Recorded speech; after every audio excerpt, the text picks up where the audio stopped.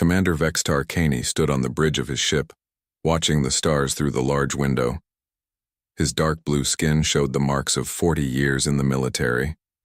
His forearms moved quickly over the control panels as he prepared to watch what he thought would be an easy battle. The humans were about to fight the Krellians. Vextar had seen many battles in space, but he had never watched humans fight before. His people, the Zephyrians, wanted to know if humans were strong enough to be good friends in war. If humans were weak, the Zephyrians would ignore them. If humans were strong, maybe they could work together. "Sir, the human ships are moving into position," said his helper, a young officer named Rixta. "Should we move closer to see better?" "No," Vextar said with his deep voice. "We stay hidden. The humans must not know we are here." Through his special viewing device, Vextar could see the human fleet. There were 20 human ships led by Captain Jake Morrison in his ship called the USS Liberty. The Krellian enemy had 30 ships, all bigger and with more weapons than the human ships. This should be an easy win for the Krellians. Vextar had read about human fighting before. The report said humans were simple fighters. They liked to attack straight ahead with all their power. They did not think much about smart plans. They just shot their weapons until the enemy was gone or they were dead.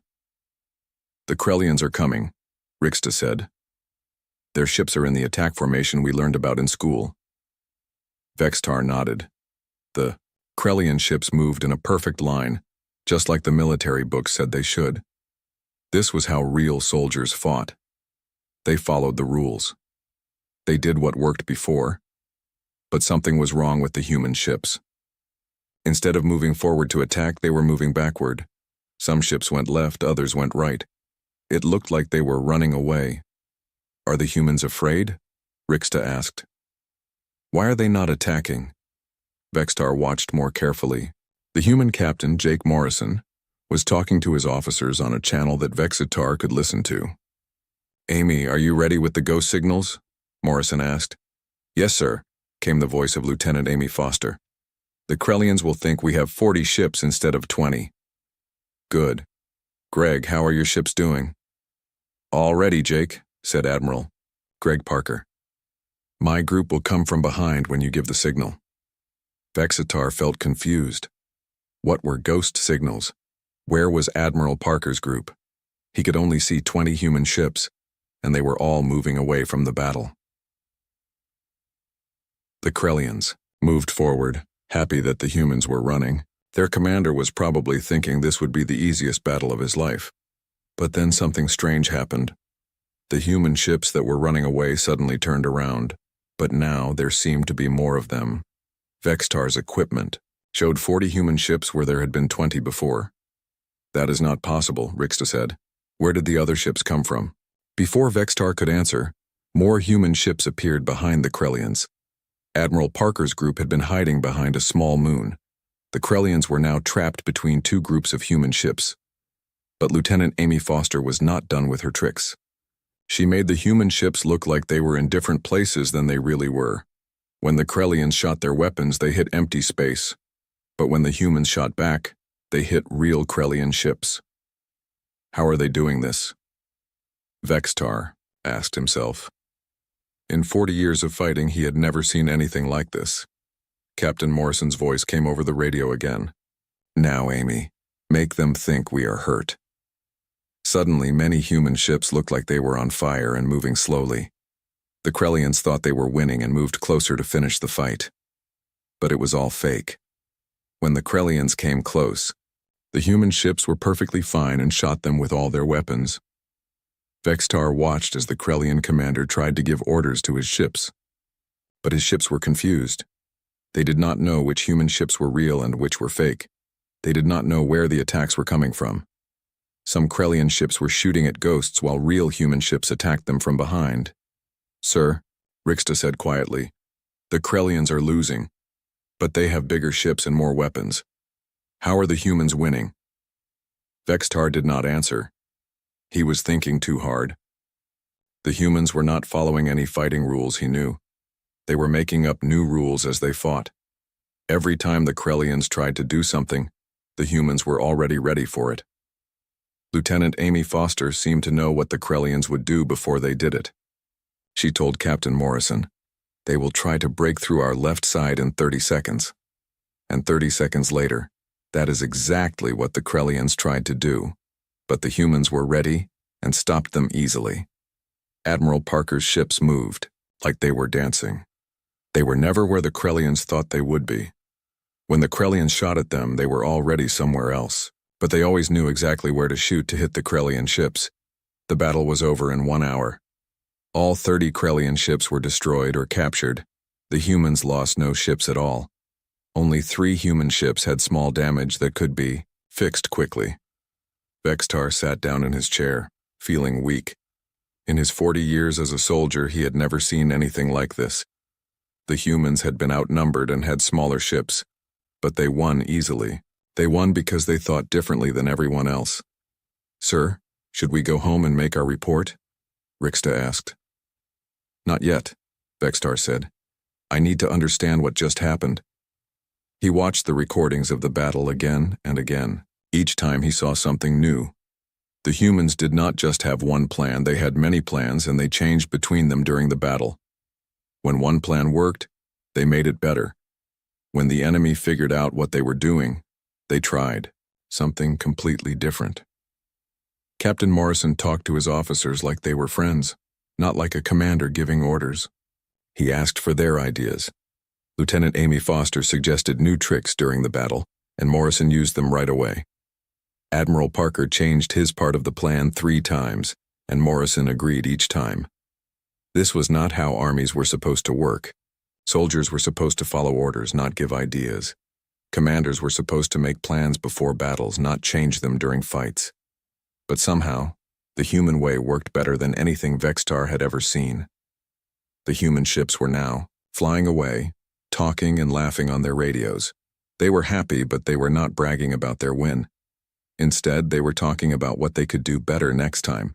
Even after a perfect battle, they wanted to learn and improve. Vextar realized something that scared him. If he had to fight these humans with his own ships, he would lose. All his training, all his experience, all his knowledge of war would not help him. The humans would do things he never expected, and he would not know how to respond. For the first time in 40 years, Commander Vextar Caney felt like he did not understand war at all. Commander Vextar Caney could not sleep. 3 days had passed since he watched the humans defeat the Krellians, but he still thought about it every moment. He kept watching the battle recordings over and over, trying to understand how the humans did what they did. His ship was now flying toward the Zephyrian homeworld. General Thisara had ordered him to come back and give a full report about human fighting abilities. But Vextar knew his report would not be enough. He needed to understand how humans thought about war. "Sir," said Rixta, walking into his room. "General Thisara is calling. She wants to talk to you." Vextar turned on his communication device. The green face of General Thisara appeared on the screen. She had been his commander for 10 years, and he respected her greatly. Her 6 eyes looked at him with interest. "Vextar, I have read your early report about the human battle. You say they fought in ways we have never seen before. Tell me more." "General, they do not follow any rules of war that we know. They make up new ways to fight during the battle itself. They trick their enemies and make them see things that are not real." General Thisara's eyes narrowed. "That sounds like lying and cheating. Are humans without honor?" "No, General. They have great honor. But they think differently about how to win battles. They believe that saving their soldiers' lives is more important than following old rules."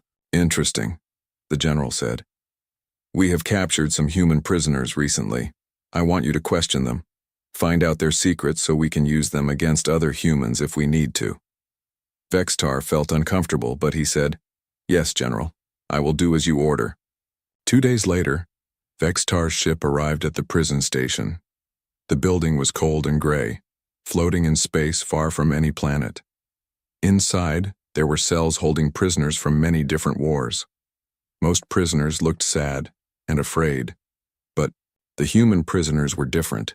The guard, a young Zephyrian named Kexvo, led Vextar to the human section. "These humans are strange, sir. They do not act like other prisoners. They talk to each other all the time and they seem almost happy. Vexitar looked through the window of the first cell. Inside were two humans.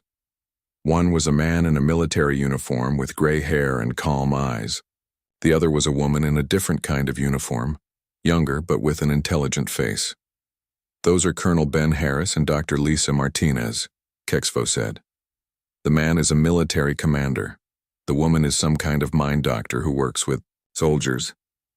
"Bring them to the question room," Vexitar said. A few minutes later, Vexitar sat across from the two humans. Colonel Harris looked at him without fear. Dr. Martinez seemed curious about him, like she wanted to understand what kind of creature he was. "I am Commander Vexitar Caney," he said in English, which he had learned from studying human communications. "I want to ask you about how humans fight wars." Colonel Harris smiled a little. "Are you the one who watched our battle with the Krellians? Our sensors picked up a Zephyrian ship hiding nearby." Vexitar was surprised. "You knew we were there?" "Of course," Dr. Martinez said. "Captain Morrison always knows when someone is watching, but he did not mind. He figured you were there to learn something." "I do want to learn," Vexitar said honestly. "Your people fight in ways I have never seen. How do you make plans that change during battle? How do you know what your enemies will do before they do it?" Colonel Harris and Dr. Martinez looked at each other. Then Harris said, "We can talk about general ideas. We will not tell you secret information, but we can explain how humans think about fighting." "Humans do not really make battle plans," Dr. Martinez began.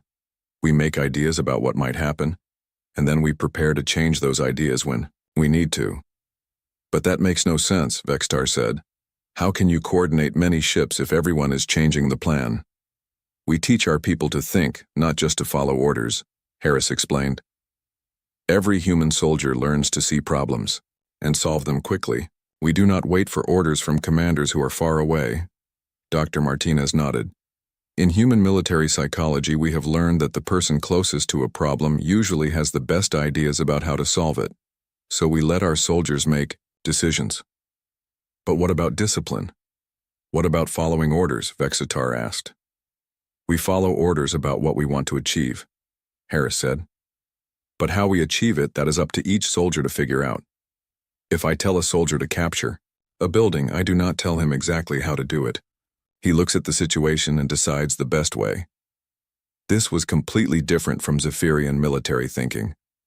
In Vexitar's army, every soldier had exact instructions for every situation. There were rules for everything. "Let me tell you a story," Harris said. "Many years ago on Earth there was a battle called Thermopylae. 300 Spartan soldiers fought against hundreds of thousands of Persian soldiers. The Spartans knew they would probably die, but they chose the perfect place to fight. The Persians could only attack a few at a time, so the Spartans held them off for days. They still lost," Vexitar pointed out, "but they won something more important," Dr. Martinez said. "They showed other Greeks that the Persians could be stopped. That gave hope to all the Greek armies, and eventually the Greeks won the whole war." Harris told more stories. He talked about a general named Hannibal, who brought elephants over mountains that everyone said were impossible to cross. He talked about a battle where a few thousand English soldiers defeated a much larger French army by using new weapons in a smart way. "Humans have always been outnumbered in our wars," Harris said.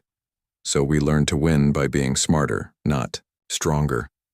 We learn to use the land, the weather, and the enemy's own strength against them." "But how do you teach this?" Vexitar asked. "How do you make soldiers who can think like this?" Dr. Martinez smiled. "We do not make them think like us, we teach them to think for themselves. In human military training, we give soldiers problems with no clear answer. We make them find their own solutions. We also teach them that it is good to fail," Harris added. "When a young soldier tries something and it does not work, we do not punish him. We ask him what he learned and what he will try next time." Vexitar felt his mind spinning.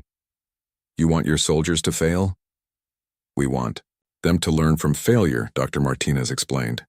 "A soldier who has never failed has never tried anything difficult. A soldier who has failed and learned from it is ready for anything."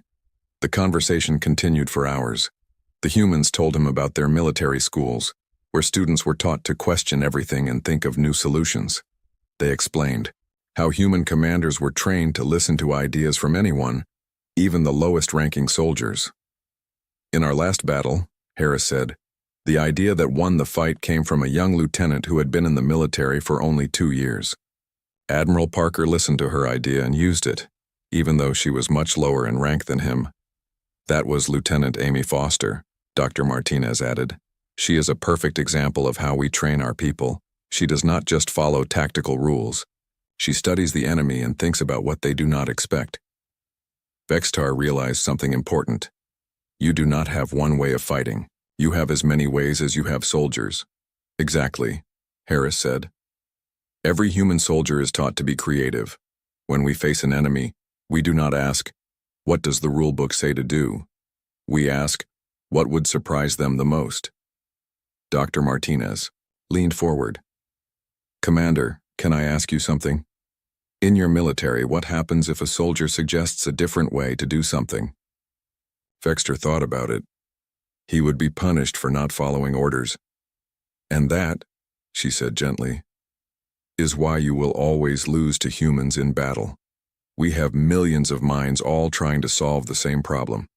You have one mind telling everyone else what to do. When Vexitar left the prison that day, his head was full of new ideas. The humans had not told him any military secrets, but they had shown him something much more important. They had shown him a completely different way of thinking about war. That night, he tried to write his report for General Tissera. But every time he started, he realized that he could not explain what he had learned in a simple report. The human way of fighting was not about weapons or tactics. It was about how they thought about problems. For the first time in his life, Vexitar began to question everything he had been taught about being a soldier. Vexitar sat alone in his dark room staring at the blank report screen. It had been 3 weeks since he talked to the human prisoners, and he still could not write his report to General Tissera. Every time he tried to explain what he had learned, the words seemed wrong. How could he tell his general that everything they knew about war was incomplete? How could he explain that the humans were not just different, but maybe better at fighting than the Zephyrians? He turned on his viewing screen and watched more recordings of human battles. His ship's computer had collected hundreds of them from different wars. Each battle showed him something new about how humans fought. In one battle, Captain Jake Morrison's fleet fought against the Nexus swarm ships. The Nexus had thousands of small, fast ships that attacked like angry insects. Most armies would use big weapons to destroy many small ships at once, but the humans did something different. They created a trap. Morrison's ships flew into a narrow space between 2 large rocks. When the Nexus ships followed them, the humans used the rocks to limit where the enemy could fly. The Nexus ships got in each other's way and could not use their speed advantage. The humans destroyed them easily. Smart, Vexitar said to himself. They made the enemy's strength become a weakness. He watched another battle where humans fought against his own people. A small group of Zephyrian ships had attacked a human supply convoy. The Zephyrian commander followed perfect military doctrine. He attacked the strongest human ships first, trying to destroy the convoy's protection. But the humans did not defend their convoy the way the rulebook said they should. Instead, they let the Zephyrian ships get close. Then the supply ships themselves opened fire. The supply ships were actually warships disguised to look harmless. The Zephyrian commander was so surprised that his ships were destroyed before they could react. They made us see what we expected to see, Vexitar realized. They knew we would attack the obvious targets, so they made the wrong targets look obvious. He found a third battle where humans fought against the heavily armored Krellian dreadnoughts. The Krellian ships were huge and almost impossible to destroy with normal weapons. Any sensible commander would either run away or bring bigger ships to fight them. The humans brought smaller ships. But they did not try to destroy the Krellian ships. Instead, they attached small devices to the outside of the enemy ships. These devices jammed the Krellian sensors and communications. The big ships became blind and deaf. They could not see where to shoot or talk to each other. The humans then attacked the helpless giants with precision strikes. Vexitar turned off the viewing screen and rubbed his tired eyes. Every human battle showed the same pattern. The humans would look at their enemy and ask, "What does this enemy do well? How can we make that strength useless?"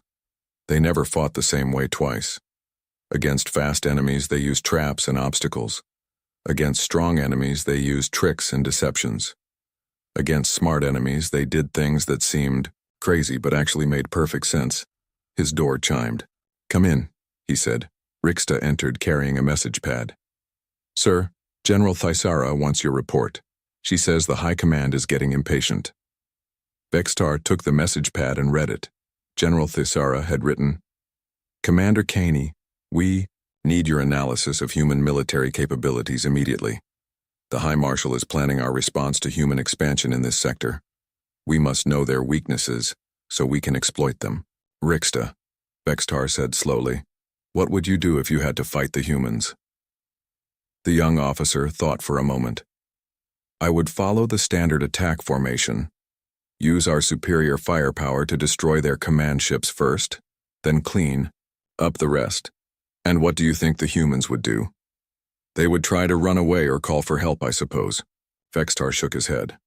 "No. They would let you attack their command ships, but the command ships would be decoys. The real commanders would be in ships that look like supply vessels or damaged ships. While you are destroying fake targets, they would be planning their real attack." Rixta looked confused. "But that would be against military protocol. Command ships are supposed to be the strongest ships." "Human protocol is different," Vextar said. "Their protocol is to win, not to follow rules." After Rixta left, Vextar tried again to write his report. He started with simple facts. Human ships are generally smaller than ours. Their weapons are less powerful. Their armor is thinner. All of this was true, but it was not the important truth. He deleted what he had written and started again.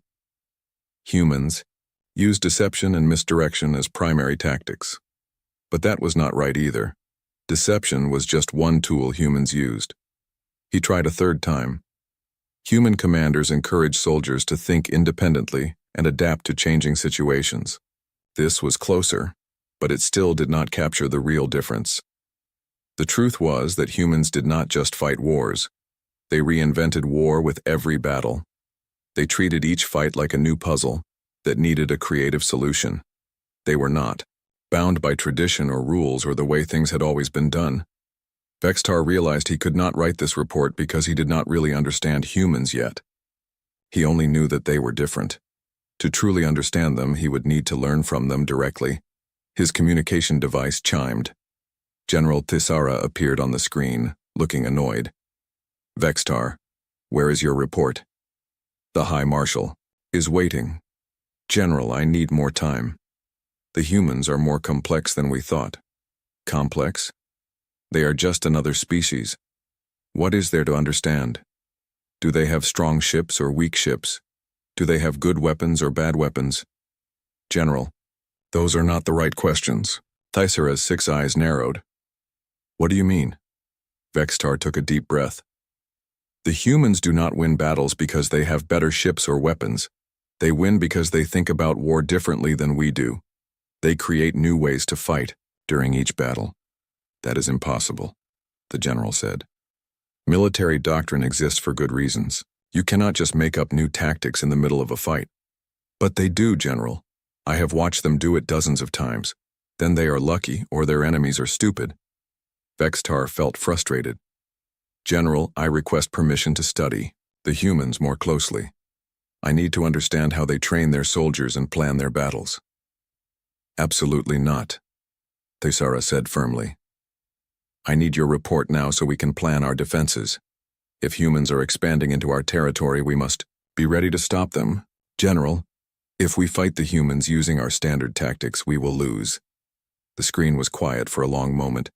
Then Thisara said, "Commander Kane, you have served with honor for 40 years. But I think watching these battles has confused you. The Zephyrian military has never lost a war. Our tactics are proven and effective.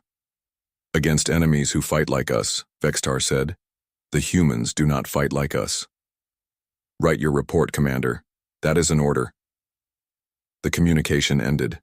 Vextar sat in his chair, staring at the blank screen. He knew what General Thisara wanted to hear. She wanted him to say that humans were just another enemy who could be defeated with standard Zephyrian tactics. She wanted him to find weaknesses that could be exploited, but he could not write that report because it would be a lie. The humans did not have the kind of weaknesses that Zephyrian tactics could exploit. Their strength came from their ability to adapt and change, which meant they could fix any weakness as soon as it was discovered. Vextar realized that he had come to a decision point in his life. He could write the report that General Thisara wanted, knowing it would lead to defeat if the Zephyrians fought humans, or he could refuse to write a false report and face the consequences. But there was a third choice. He could resign from the military and go to Earth to learn directly from the humans. He could study their methods and understand their way of thinking. Maybe he could even bring that knowledge back to help his own people. The idea seemed crazy. He was a decorated commander with 40 years of service. He was close to retirement with full honors. Why would he throw all of that away to go study with aliens? But every time he watched the human battles, he felt the same thing. He felt like he was seeing the future of warfare, and his own people were still fighting wars from the past. Vextar opened a new document on his computer. Instead of writing a battle report, he began writing a resignation letter. To High Marshal Zentok, he wrote, "I am submitting my resignation from the Zephyrian Defense Force effective immediately. After 40 years of service, I have come to realize that I do not understand warfare as well as I thought I did." He paused, then continued typing. "I have observed human military tactics and found them to be unlike anything in our training or experience. Rather than provide an incomplete analysis that might lead to poor decisions, I believe it is better for me to step aside and allow someone else to handle this important task." He stopped typing and read what he had written. It was not the whole truth, but it was enough truth to satisfy his conscience. He was not telling the High Marshal that he planned to go to Earth, but he was not lying about his reasons for resigning. Vextar sent the letter before he could change his mind. Then he sent a message to the ship's navigation computer, programming, "A course for Earth." For the first time in 40 years, he was not following orders. He was following his curiosity to see where it would lead him. Vextar's small ship traveled through space toward Earth. He had been flying for 2 weeks, and each day took him further from everything he had known. His ship was not designed for long trips, and he was starting to worry about his fuel and food supplies. He spent most of his time reading about human culture and history. The more he learned, the more he understood why humans fought the way they did. They had spent thousands of years fighting each other on their home planet. Every new war taught them new ways to think about battle. Humans had fought with swords, then guns, then flying machines, then ships in space. Each time they got new weapons, they had to learn new ways to use them. They never had time to create perfect rules because their enemies were always changing too. "Warning," his ship's computer said. "Engine power is decreasing. Landing required for repairs." Vextar looked at his star maps. The closest place to stop was a human colony called New Haven. It was a small mining world on the edge of human space. He had no choice but to go there and hope the humans would help him instead of capturing him. As his ship approached New Haven, he sent a message on the emergency frequency. "This is Vextar Caney, a Zephyrian citizen. My ship needs repairs. I request permission to land." The answer came quickly. "This is New Haven Control. You are cleared to land at Pad 7. Medical and repair teams are standing by." Vextar was surprised. The humans did not sound afraid or suspicious. They sounded helpful, like they dealt with alien visitors every day. When his ship landed, Vextar saw several humans waiting for him. One was wearing a blue uniform that looked like a ship captain's clothes. Another was wearing work clothes and carrying repair tools. A third was wearing a formal suit like a government official. Vextar opened his ship's door and stepped out. The humans did not point weapons at him or act like he was dangerous. The captain stepped forward and held out his hand. "I'm Captain Ryan Mitchell," the man said. "Welcome to New Haven. Are you injured?" "No, I am not hurt," Vextar replied, shaking the human's hand carefully. "My ship has engine problems. I need repairs before I can continue my journey." The woman with the tools walked over to look at his ship. "I'm Kate Sullivan, chief engineer here. Mind if I take a look at your engines?" "Please do," Vextar said. "I am grateful for your help." As Kate began examining his ship, the man in the suit approached. "I'm Alex Chen, diplomatic liaison for this sector. Can I ask what brings a Zephyrian ship to human space?" Vextar had prepared for this question, but he still felt nervous. "I am traveling to Earth to learn about human culture and military history. I am no longer in the Zephyrian military. I am a private citizen." Alex Chen raised his eyebrows. "That's interesting. We don't get many Zephyrian tourists. Most contact between our species has been through military channels." Captain Mitchell nodded. "Alex is right. But if you're here peacefully, you're welcome. We believe in helping travelers, no matter where they come from." Kate Sullivan called out from under his ship. "I found your problem. Your fuel converter is running too hot. It's an easy fix, but I'll need a few hours." "I have no money to pay you," Vextar said honestly. "Don't worry about it," Kate said. "We help people who need help. That's what neighbors do." Vextar was confused. "But I am not your neighbor, I am from a different species," Captain Mitchell smiled. "Out here in space, everyone is a neighbor. We're all just trying to get by in a big empty universe." While Kate worked on his ship, Alex Chen took Vextar on a tour of the colony. New Haven was small, with only a few thousand people, but it was well organized. The humans had built their town to work with the planet's environment instead of fighting against it. "We mine rare metals here," Alex explained as they walked. "But we also grow food and make art. Humans like to do many different things, even in a small place like this." They stopped at a small building where children were learning. Through the window, Vextar could see a teacher showing the children how to solve problems using different methods. "What are they learning?" he asked. "Critical thinking," Alex said. "We teach our children to look at problems from many angles and find creative solutions. We don't just tell them what to think, we teach them how to think." This reminded Vexatar of what Colonel Harris had told him about human military training. Even the children were being taught to think like the human soldiers he had observed. As they continued walking, they met Commander Sam Torres, a human military officer who was visiting the colony.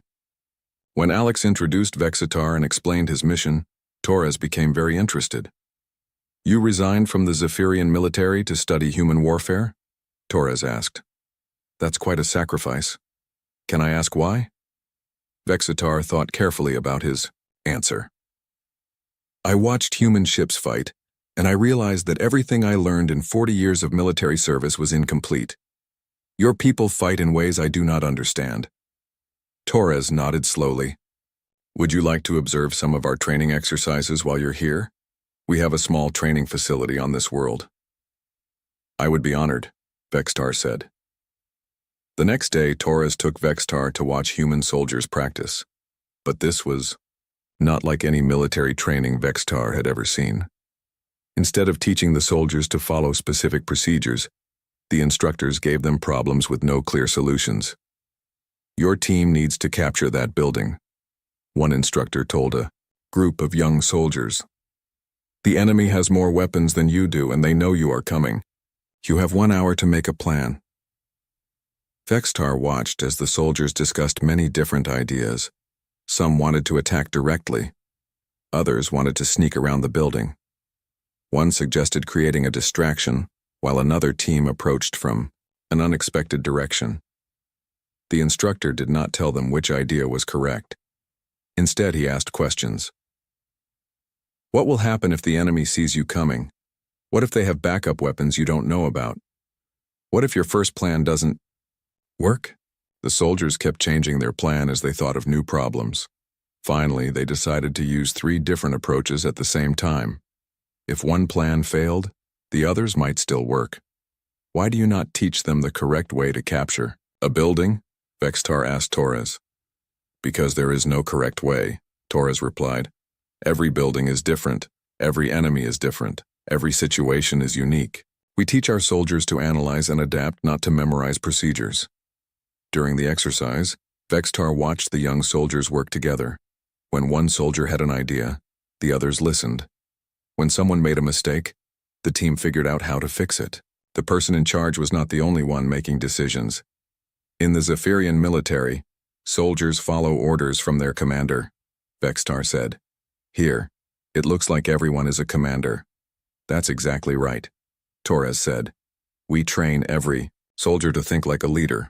When the real commander is killed or captured, someone else can take over immediately. The exercise ended successfully. The soldiers had captured the building using a combination of stealth, distraction, and direct attack. But Torres was more interested in how they thought than in whether they won. What did you learn? He asked the soldiers. We learned that our first plan was too simple, one soldier said. We needed backup plans. We learned to listen to everyone's ideas, said another. The best solution came from combining different suggestions. We learned that the enemy might not do what we expect, said a third. We have to be ready for surprises. Torres turned to Vextar. This is how we train. We don't teach answers, we teach questions. How do I solve this problem? What if this doesn't work? What would the enemy not expect? That evening, Vextar sat with Kate Sullivan while she finished repairing his ship. She had not only fixed the fuel converter but had also improved several other systems. Why did you make these improvements? He asked. I only asked you to fix the fuel problem. Kate smiled as she worked. Because I could make it better. Humans don't like to just fix things, we like to improve them. But these improvements will help me reach Earth faster. You are helping someone who might be your enemy. Kate stopped working and looked at him.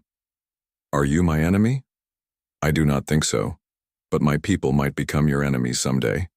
Then I hope that when that day comes you will remember that a human engineer named Kate Sullivan helped you when you needed it.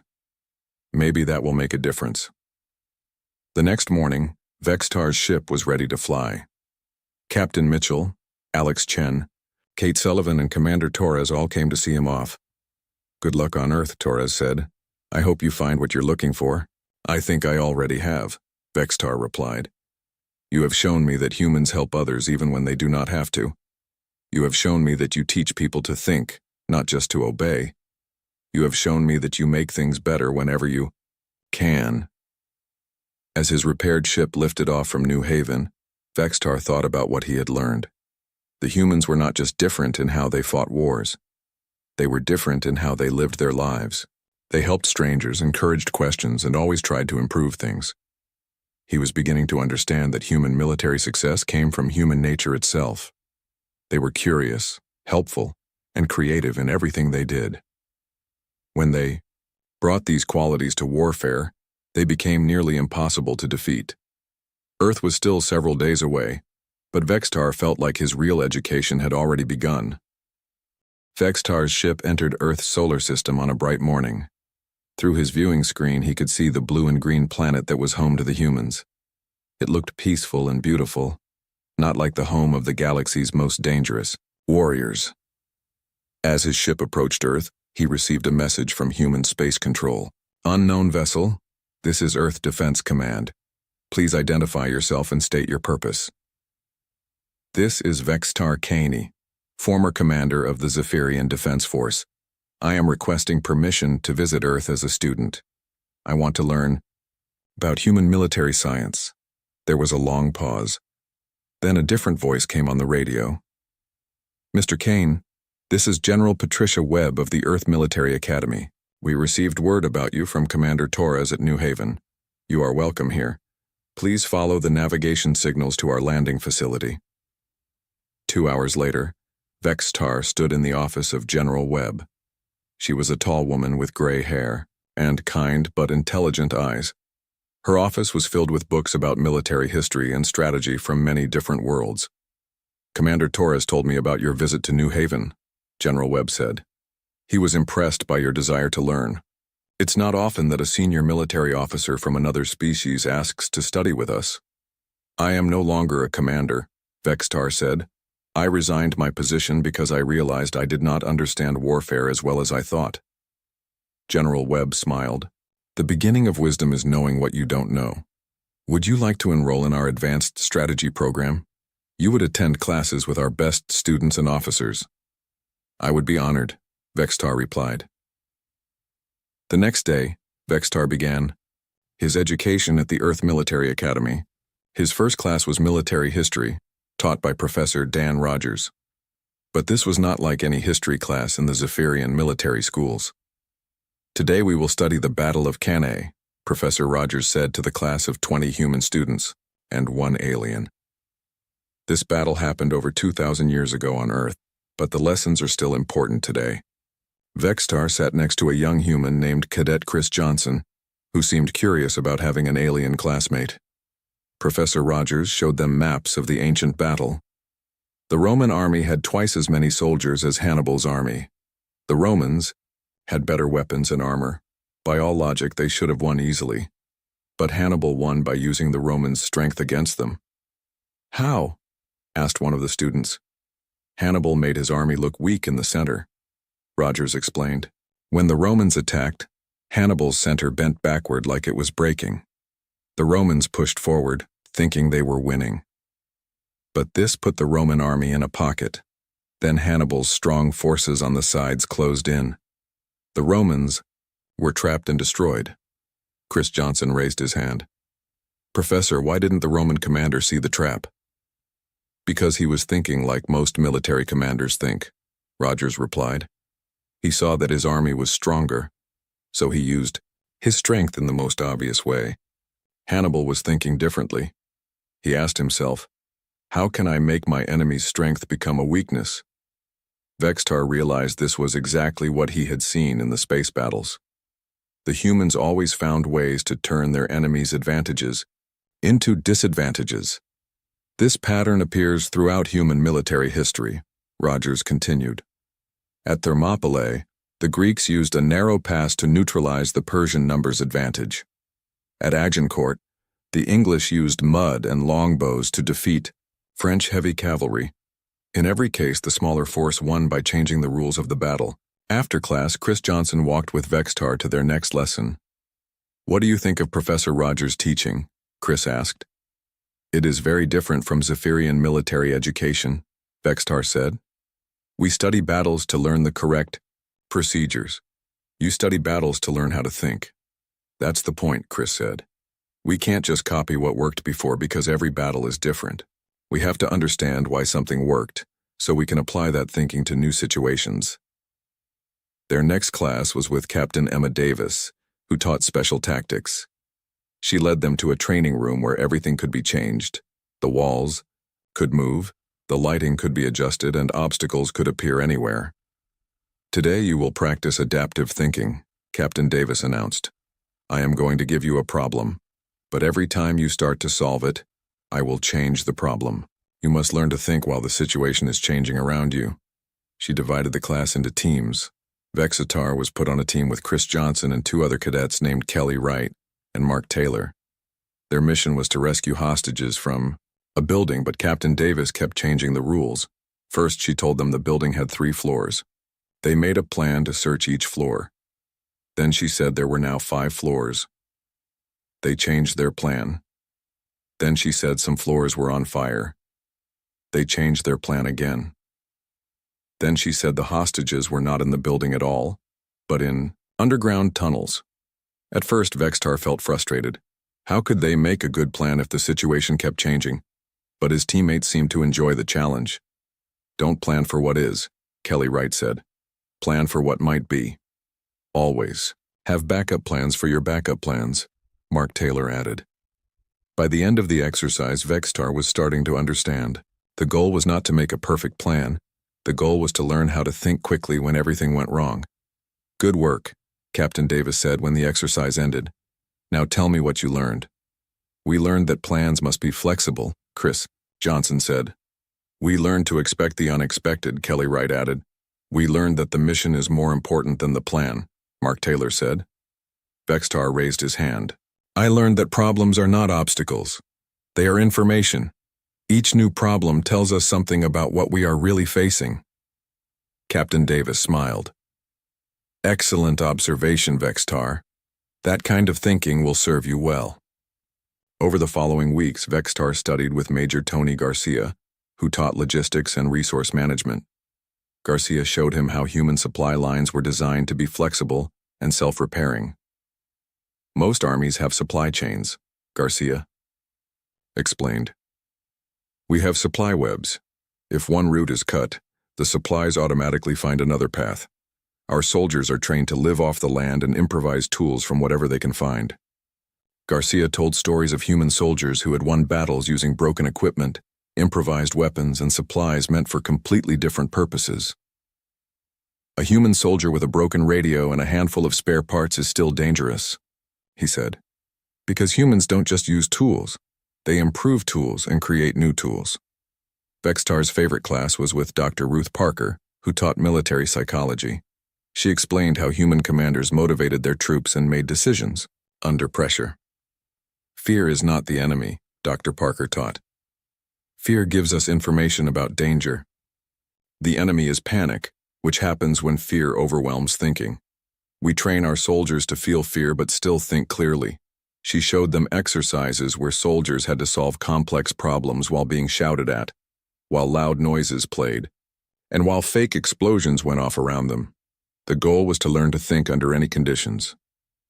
In real combat, there is always chaos, she explained. The side that can think clearly in chaos has a huge advantage. After 2 months of study, Vextar participated in his first major training exercise. He was assigned to lead a mixed team of human students in a simulated battle against another team. For the first time in his life, instead of following established procedures, Vextar tried to think like the humans had taught him. He looked at the enemy team and asked, "What do they expect us to do? What would surprise them?" His team was supposed to capture a defended position. The enemy expected a direct attack or a flanking maneuver. Instead, Vextar had his team pretend to retreat. When the enemy came out to chase them, other members of his team who had been hiding captured the abandoned position. But the exercise was not over. The enemy team adapted quickly and surrounded Vextar's position. Now he was trapped. In Zephyrian military doctrine, he would call for reinforcements or prepare for a siege. Instead, he remembered what Captain Davis had taught about turning problems into information. Why did the enemy surround him instead of attacking directly? Because they wanted to capture him alive. That meant his position was more valuable than he had realized. Vextar split his team in half. One half stayed to defend the position. The other half snuck out through the enemy lines and captured the enemy's main base while they were busy surrounding Vextar. The exercise ended with Vextar's team victorious. But more importantly, he had won by thinking like a human instead of like a Zephyrian. "Excellent work," General Webb told him afterward. "You combined your species' precision and planning with our adaptability and creativity. The result was better than either approach alone." That evening, General Webb called Vextar to her office. "I have a proposition for you," she said. "How would you like to become an instructor here? You could teach our students about Zephyrian tactical thinking while continuing to learn our methods." Vextar thought about it for a moment. "Yes," he said. "I would like that very much." "Good. I also want you to consider something else. Would you be willing to serve as an ambassador between our species? We think there is much our peoples could learn from each other.